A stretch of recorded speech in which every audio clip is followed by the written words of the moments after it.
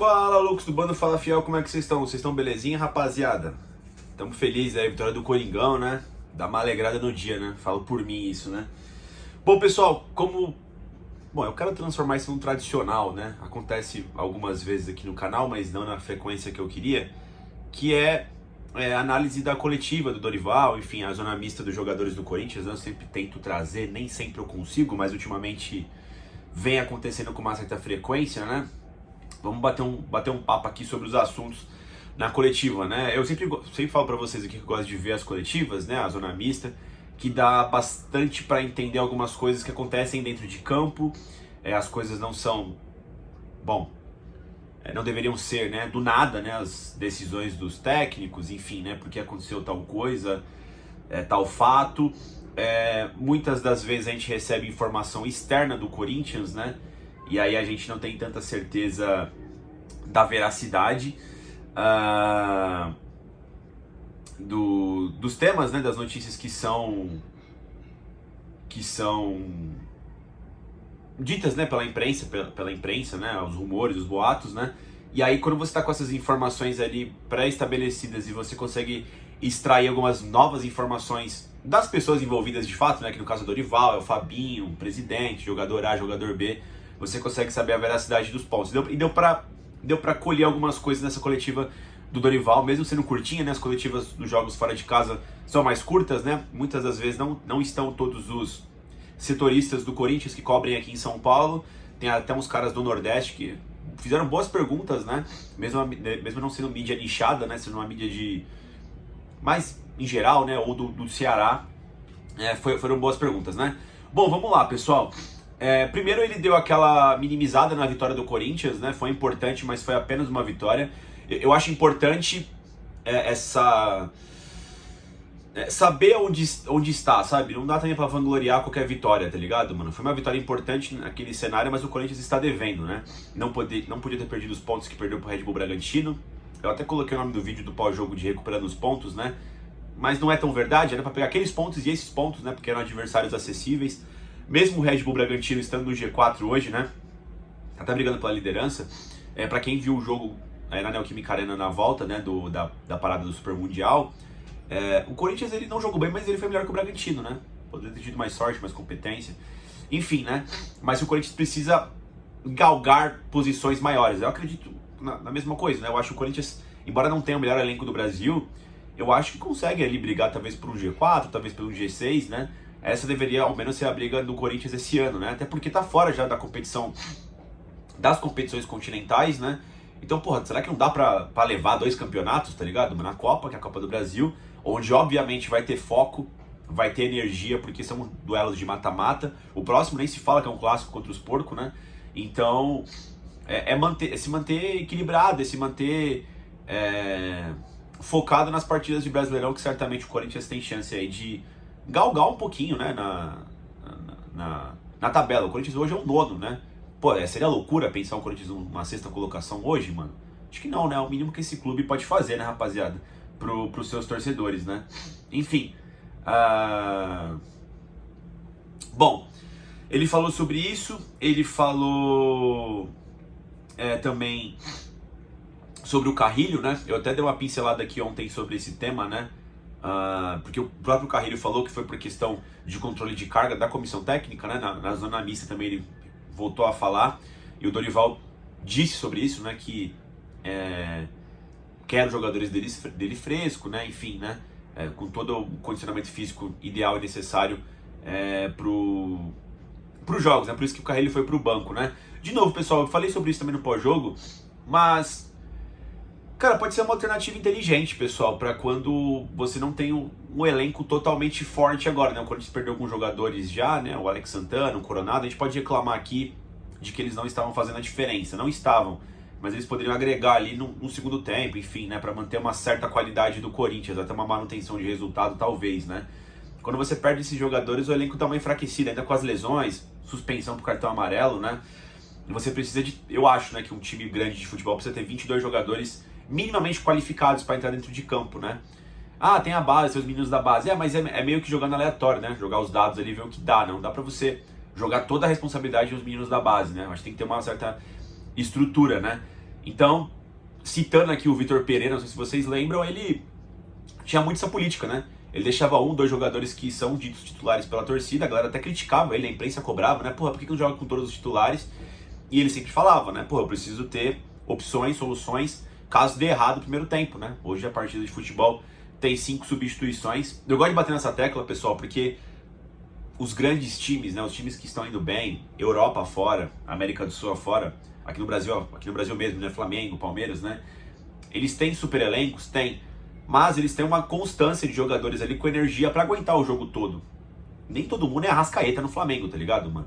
Mas tem um grupo de jogadores ali que consegue manter o padrão. O Palmeiras mesmo nem se fale. Tem várias... Empatou com o Mirassol, né?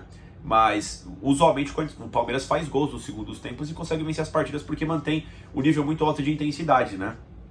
Então, quando você não tem todas as peças boas, talvez dá um equilíbrio entre o primeiro e o segundo tempo. A partida é grande, tá ligado? Tem várias nuances do jogo, né? Mas enfim, é só aqui um devaneio da minha mente aqui, baseado numa experiência com o técnico aí, né? Bom, e aqui, pessoal, tem um ponto importantíssimo, tá? Muita gente havia dito, quando o Dorival chegou, que ele havia pedido reforços, né, para o Fabinho Soldado. Óbvio que ele tinha desmentido quando chegou no Corinthians, né, que ele ia trabalhar com o que tem, papapá, né? Só que teve algumas saídas e ainda não teve reposição no Corinthians, né? Aí teve lesão, teve suspensão. Ele já tinha dito no começo da estadia dele que o Corinthians tinha um déficit no ataque de número de jogadores, fora que não tinha jogadores para lado de campo. Você tem o Thales Magno de ofício e o Romero, né? O Depay é de lado de campo, em tese ele é um ponto esquerda, mas pô, no Corinthians ele jogou pouquíssimas vezes de ponta esquerda. Ele joga sempre centralizado, né? E assim, tudo pela montagem de escopo que o Ramon Dias fez. E eu não tô criticando o Ramon Dias, não, era o estilo de jogo dele. Talvez o Dorival queira opções para abrir o leque, para abrir o time em situações específicas, né? Bom, falando disso, né? E aí ele citou agora, né? Então agora algumas informações de pessoas que deram notícias fazem um pouco de sentido. Ele disse que quando acertou com o Fabinho Soldado, ele gostaria de 4 reforços para a equipe do Corinthians. E aí o que acontece? Outros rumores diziam, né, um pouco tempo depois, que o Corinthians ainda não fechou os jogadores por 2 motivos. Esse primeiro motivo o Dorival não falou na coletiva. Mas que queria dar um alívio na folha salarial, o que de fato está fazendo. Já conseguiu acertar a saída do Alex Santana, já conseguiu acertar a saída do Igor Coronado, né? Dizem que o Charles vai cair fora, Léo Maná vai ser emprestado, o Donelli vai ser emprestado. Inclusive o Donelli nem está sendo relacionado por jogos, né? Então, o Corinthians acha que ele vai primeiro querer abrir a espaço na folha para poder depois fazer as contratações. Beleza, já saíram 2, por que não chegou 2? Aí vai o segundo passo, o segundo ponto, que foi o que o Dorival falou na coletiva, né? Por todo motivo extra-campo, né? Troca de presidente e tudo mais, eu acho que o Corinthians está com dificuldade de fato assinar o bagulho para conseguir trazer os caras. Claro, tem um aspecto financeiro e papapá, mas pô, são clubes grandes de futebol, os caras sempre dão um jeito de contratar, né? Então eu acho que até o dia 8, pessoal, de agosto, né? Dia 6, não sei, que vai ter a votação, né, para ver se o Augusto volta, para ver qual vai ser o próximo presidente do Corinthians, se vai manter o Stabile, né? Eu acho difícil o Corinthians contratar alguém, tá, pessoal? Vai ser um mês aí duro ainda, pensando nisso, tá ligado, mano? Lembrando que a janela vai até o final de agosto, tá? Acho que vai até 1º de setembro, aniversário do Corinthians, inclusive, né? Então você ainda vai ter um mês ali pra tentar contratar os caras. Dizem que, por exemplo, vai o Carlos Vinícius. Os caras acertaram tudo, deu uma esfriada porque o Corinthians pegou e chegou naquela. Porra, beleza, tudo certo, só que a gente não pode acertar agora porque meio que... Acho que o Osmar também não quer se comprometer sabendo se ele vai ficar ou não. Ele tomou algumas medidas que durante essa estadia dele no Corinthians, né? Que eu acho que independente de qual presidente seriam boas, né? Tô partindo desse pressuposto. Mas assinar com o atleta A ou com o atleta B, não sei se o Osmar quer fazer isso agora, já que ele é apenas um presidente interino, né? Não sei se vocês lembram, também tinha um conta daquele Pastor, lembra? Lateral de um time de Portugal, deu uma esfriada também na situação, né? O Biel mesmo, o Corinthians já saiu fora dessa negociação, jogador de lado de campo. Falaram de outros jogadores, né? Quem que falaram da última vez? Foi um ponto aí também que eu esqueci. Que especularam aí, cara. Eu esqueci agora, mas teve outro ponto aí. Tem outros jogadores de lado de campo que o Corinthians supostamente está atrás aí pra tentar agradar o Dorival, né? E aí ele falou uma coisa também importante na sequência, né? Pra aqui corroborar com o que eu acabei de dizer nas falas do Dorival, né? E é um negócio muito importante que eu sempre cito aqui nos vídeos, né? Eu faço minhas críticas pro professor Dorival, aqui algumas coisas, que eu já falei aqui nos vídeos pós-jogo, Mas a grande verdade é que ele ainda não contou com o tridente de ouro do Corinthians, né? Garro, Yuri e Memphis, os três juntos. Ele contou com todos, ou dois deles, em alguma situação. Mas foram raríssimas também. E sempre aconteceu alguma coisa. O Garro tava voltando de lesão, aí teve lesão do Memphis, teve lesão do Yuri, aí não sei quem tá suspenso, aí volta um, volta outro, aí é crise interna, enfim. E ele citou que quer trabalhar com esses três jogadores. De fato, cara, não é possível que um trio que foi sensação no ano passado no Campeonato Brasileiro não esteja fazendo falta pro Corinthians. Está fazendo falta. Inclusive, eu acho que é um dos pontos que a demissão do Ramon Dias foi injusta, né? Ao ponto que ele perdeu o Garro, que eu acho que dos três é o mais importante ali para consolidar os outros, né?